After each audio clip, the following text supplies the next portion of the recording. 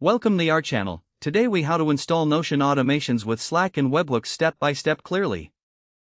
Begin by logging into your Notion account.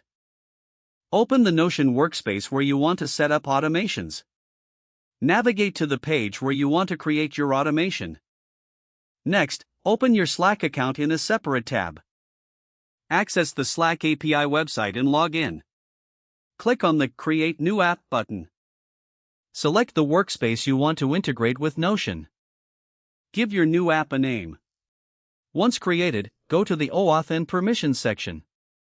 Scroll down to Scopes and add the scope needed for your automation.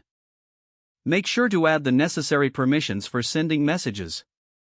Now, return to the top of the page and click on Install App to Workspace. Once installed, note down the bot user OAuth token. Next, navigate back to Notion. In your Notion page, create a new database or choose an existing one. Identify the trigger that will initiate your automation. Now, set up a new integration in Notion using the Notion API. Go to the Notion Developer Portal to create a new integration. Give your integration a name and select the capabilities you need. After creating the integration, save the integration token. In Notion, share your target database with the integration using the Share menu.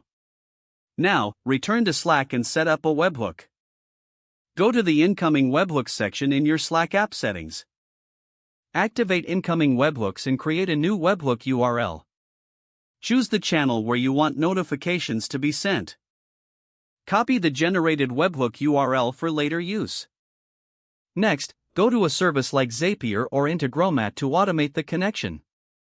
Create a new Zap or scenario based on your Notion database trigger. Select Notion as the trigger app and set your desired event. Don't forget to like this video and subscribe to our channel for more step-by-step tech guides.